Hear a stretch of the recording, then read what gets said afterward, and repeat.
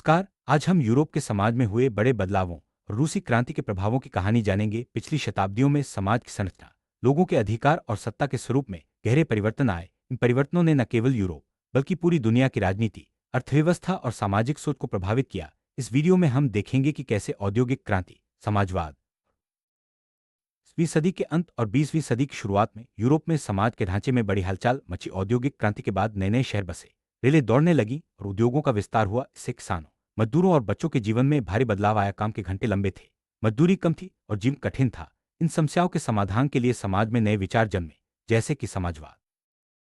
समाज में बदलाव के समर्थकों में तीन प्रमुख विचारधाराएं थीं: उदारवादी, रूढ़िवादी और समाजवादी। उदारवादी चाहते थे सभी को बराबरी का अधिकार मिले, जबकि रूढ़िवादी पुराने मूल्यों और परंपराओं को बनाए रखना चाहते थे। समाजवादी मानते थे कि समाज का भला सामूहिक प्रयासों से ही हो सकता है। इन विचारधाराओं के बीच बहस और संघर्ष चलता रहा। धीरे धीरे समाज औद्योगिक क्रांति के बाद यूरोप और भारत जैसे देशों में समाज और अर्थव्यवस्था में गहरा बदलाव आया। नए उद्योगों के कारण काम के घंटे बढ़ गए, मजदूरी कम थी और बच्चों को भी काम पर लगना पड़ता था। शहरों में भीड़ बढ़ी, रहने की जगह कम हो गई और स्वास्थ्य सेवाएं कमजोर थी। इन समस्याओं के समाधान के लिए मजदूर संगठनों और समाज सुधारकों ने आवाज उठाई। उन्होंने समाजवाद एक ऐसी विचारधारा थी जिसने समाज के सामूहिक कल्याण पर जोर दिया। समाजवादी मानते थे निजी संपत्ति की जगह सामूहिक संपत्ति और उत्पादन के साधनों पर समाज का नियंत्रण होना चाहिए। इससे समाज में समानता और न्याय स्थापित हो सकता है। इंग्लैंड के रॉबर्ट ओवेन जैसे समाज सुधारकों ने सामूहिक बस्तियों की स्थापना की, जहां सब मिलकर काम करते और लाभ साझा करते थे।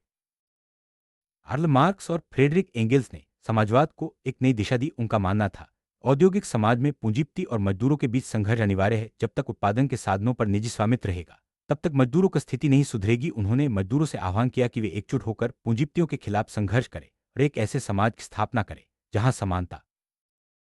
20वीं सदी की शुरुआत में रूस एक विशाल कृषि प्रधान देश था, जहां अधिकांश लोग किसान थे। ज्यादातर किसान गरीब थे और अपनी जमीन के लिए संघर्ष कर रहे थे। शहरों में भी मजदूरों की स्थिति बहुत खराब थी। काम के घंटे लंबे थे, मजदूरी कम थी और रहने की स्थिति दयनीय थी। इन हालातों ने समाज में असंतोष और विद्रोह की भावना को जन्म दिया। धीरे धीरे मजदूर और किसान संघर्ष। रूस में 19वीं सदी के अंत तक जार की निरंकुश सत्ता थी। जार के शासन में आम लोगों को कोई अधिकार नहीं था। किसानों और मजदूरों की हालत बदतर होती जा रही थी। 1905 में पहली बार बड़े पैमाने पर विद्रोह हुआ, जिसे ब्लडी संडे कहा गया। इस विद्रोह के बाद जार ने कुछ सुधारों की घोषणा की, लेकिन असंतोष कम नहीं हुआ। समाज में बदलाव की मांग और तेज हो गई। 1905 की रूसी क्रांति ने जार की सत्ता को पहली बार चुनौती दी। मजदूरों, किसानों और सैनिकों ने मिलकर हड़तालें और प्रदर्शन किए। जार ने ड्यूमा संसद की स्थापना की, लेकिन असली सत्ता उसके पास ही रही। सुधार अधूरे रह गए और लोगों का असंतोष बना रहा। इस क्रांति ने रूस में राजनीतिक जागरूकता बढ़ाई और समाजवादी विचारों को और मजबूत किया। 1914 में प्रथम विश्व युद्ध शुरू हुआ, जिसमें रूस ने मित्र राष्ट्रों के साथ भाग लिया। युद्ध ने रूस की अर्थव्यवस्था और समाज को और कमजोर कर दिया। सैनिकों की भारी मौतें, खाद्य संकट और महंगाई ने आम जनता को परेशान कर दिया। युद्ध के दौरान असंतोष और विद्रोह की भावना और तेज हो गई। युद्ध के दौरान रूस में समाजवादी विचारों का प्रसार तेजी से हुआ। मजदूरों और किसानों ने अपने अधिकारों के लिए हड़तालें और प्रदर्शन किए। समाजवादी पार्टियों ने मजदूरों को संगठित किया और जार की सत्ता के खिलाफ आंदोलन चलाया। धीरे धीरे समाज में बदलाव की मांग इतनी तेज हो गई कि सत्ता परिवर्तन की जमीन तैयार हो गई। फरवरी 1917 में रूस में एक बड़ा विद्रोह हुआ, जिसे फरवरी क्रांति कहा जाता है। इस क्रांति में मजदूरों, किसानों और सैनिकों ने मिलकर जार की सत्ता को उखाड़ फेंका। अस्थायी सरकार का गठन हुआ, जिसमें उदारवादी और समाजवादी दोनों शामिल थे, लेकिन यह सरकार भी जनता की उम्मीदों पर खरी नहीं उतर सकी। स्थायी सरकार के सामने कई चुनौतियां थीं। युद्ध जारी था, अर्थव्यवस्था चरमरा रही थी और जनता को राहत नहीं मिल रही थी। मजदूर और किसान अपनी मांगों को लेकर लगातार दबाव बना रहे हैं। सरकार में शामिल विभिन्न दलों के बीच मतभेद भी बढ़ रहे थे। इन हालातों में समाज में अस्थिरता और बढ़ गई। अक्टूबर 1917 में बोल्शेविक पार्टी के नेतृत्व में एक और क्रांति हुई, जिसे अक्टूबर क्रांति कहा जाता है। लेनिन के नेतृत्व में बोल्शेविकों ने अस्थायी सरकार को गिरा दिया और सत्ता अपने हाथ में ले ली। इस क्रांति के बाद रूस में पहली बार समाजवादी सरकार बनी, जिसने मजदूरों और किसानों के अधिकारों को प्राथमिकता दी। रूसी क्रांति में महिलाओं ने भी महत्वपूर्ण भूमिका निभाई। उन्होंने हड़तालों, प्रदर्शनों और मजदूर आंदोलनों में बढ़ चढ़कर हिस्सा लिया। कि महिलाओं ने नेतृत्व भी किया और समाज में बदलाव की आवाज को और बुलंद किया। महिलाओं की भागीदारी ने समाज में लैंगिक समानता की दिशा में भी एक नई शुरुआत की। अक्टूबर क्रांति के बाद रूस में कई बड़े बदलाव हुए। निजी संपत्ति को समाप्त कर दिया गया, उद्योगों और बैंकों का राष्ट्रीयकरण हुआ और किसानों को जमीन बांटी गई। समाज में समानता और न्याय की स्थापना के लिए कई नए कानून बनाए गए। हालांकि इन बदलावों के साथ साथ चुनौतियां भी आईं, जैसे गृहयुद्ध, आर्थिक संकट और सत्ता संघर्ष। क्रांति के बाद रूस में गृहयुद्ध छिड़ गया। बोल्शेविकों के खिलाफ जार समर्थक, उदारवादी और विदेशी ताकतें एकजुट हो गईं। इस गृहयुद्ध में लाखों लोग मारे गए और देश की अर्थव्यवस्था बुरी तरह प्रभावित हुई। अंततः बोल्शेविकों की जीत हुई और समाजवादी सरकार ने अपनी पकड़ मजबूत की। क्रांति के बाद गांवों में भी बड़े बदलाव आए। किसानों को जमीन का मालिकाना हक मिला, लेकिन सामूहिक खेती की शुरुआत ने कई जगहों पर असंतोष भी पैदा किया। कुछ किसानों ने सामूहिक खेती का विरोध किया, जबकि कुछ ने इसे अपनाया। गांवों में शिक्षा, स्वास्थ्य और अन्य सुविधाओं का विस्तार हुआ, लेकिन चुनौतियां भी बनी रहीं। शहरों में मजदूरों की स्थिति में भी बदलाव आया। अब मजदूरों को बेहतर वेतन, काम के घंटे और स्वास्थ्य सुविधाएं मिलने लगी। मजदूर संगठनों को मान्यता मिली और उनके अधिकारों की रक्षा के लिए कानून बनाए गए। हालांकि आर्थिक संकट और संसाधनों की कमी के कारण सभी जगह हालात एक जैसे नहीं थे। क्रांति के बाद महिलाओं और बच्चों के लिए भी कई सुधार किए गए। महिलाओं को शिक्षा, स्वास्थ्य और रोजगार के नए अवसर मिले। बच्चों के लिए स्कूल और स्वास्थ्य सेवाएं शुरू की गईं। समाज में लैंगिक समानता की दिशा में कई कदम उठाए गए, जिससे महिलाओं की स्थिति में सुधार आया। 1929 के बाद सोवियत सरकार ने सामूहिक खेती को और बढ़ावा दिया। किसानों को सामूहिक खेतों में काम करने के लिए प्रोत्साहित किया गया। इससे उत्पादन बढ़ा, लेकिन कई किसानों को अपनी जमीन छोड़नी पड़ी। सामूहिक खेती के विरोध में कई जगह विद्रोह भी हुए, जिनका दमन किया गया। 1930 के दशक में सोवियत संघ को आर्थिक संकट का सामना करना पड़ा। उत्पादन में गिरावट, खाद्य संकट और संसाधनों की कमी ने सरकार के सामने नई चुनौतियां खड़ी कर दी। सरकार ने योजनाबद्ध अर्थव्यवस्था और औद्योगिकरण को बढ़ावा दिया, लेकिन सभी समस्याओं का समाधान तुरंत नहीं हो सका। क्रांति के बाद सोवियत सरकार ने असहमति को दबाने के लिए कड़े कदम उठाए। विरोधी नेताओं, बुद्धिजीवियों और किसानों को जेल भेजा गया या देश निकाला दिया गया। इन लोगों को देशद्रोह के आरोप में मौत की सजा भी दी गई। इससे समाज में डर का माहौल बन गया, लेकिन सरकार ने इसे व्यवस्था बनाए रखने के लिए जरूरी बताया। क्रांति के बाद रूस में सोवियत संघ का गठन हुआ, जिसमें कई गणराज्य शामिल थे। सोवियत संघ ने समाजवाद को अपनाया और योजनाबद्ध विकास की दिशा में कदम बढ़ाए। शिक्षा, स्वास्थ्य और विज्ञान के क्षेत्र में भी कई उपलब्धियां हासिल की गईं। सोवियत संघ ने दुनिया भर के समाजवादी आंदोलनों को प्रेरित किया। उसी क्रांति और सोवियत संघ के निर्माण का असर पूरी दुनिया पर पड़ा। कई देशों में समाजवादी पार्टियां बनी और मजदूर आंदोलनों को नई ऊर्जा मिली। भारत समेत कई देशों के नेताओं ने सोवियत मॉडल से प्रेरणा ली। समाज में समानता, न्याय और अधिकारों की मांग को नई दिशा मिली।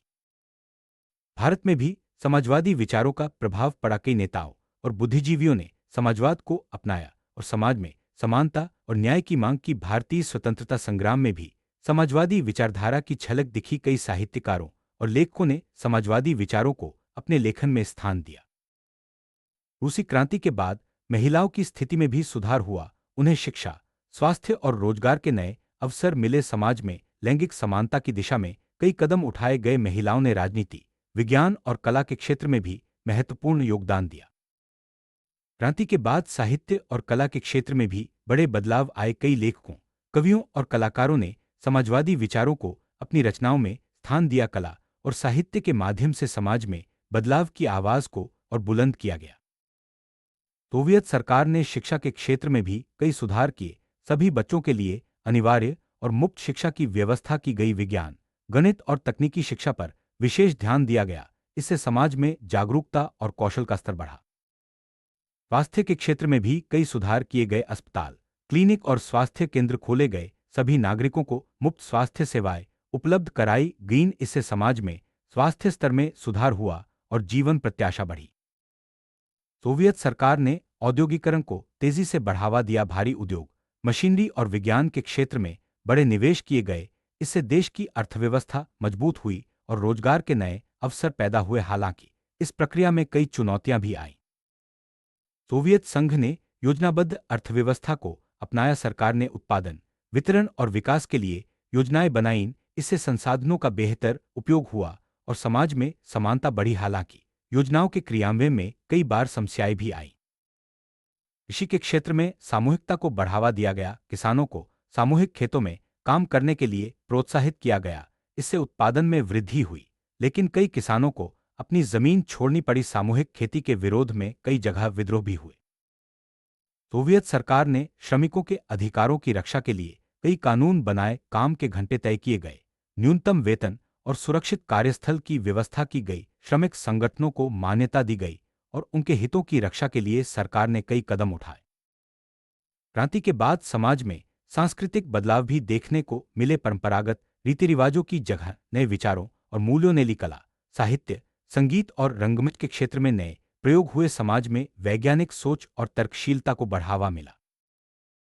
दूसरे विश्व युद्ध के दौरान सोवियत संघ ने महत्वपूर्ण भूमिका निभाई। युद्ध के बाद सोवियत संघ एक महाशक्ति बनकर उभरा। समाजवादी विचारधारा का प्रभाव दुनिया के कई देशों में फैला और शीत युद्ध की शुरुआत हुई।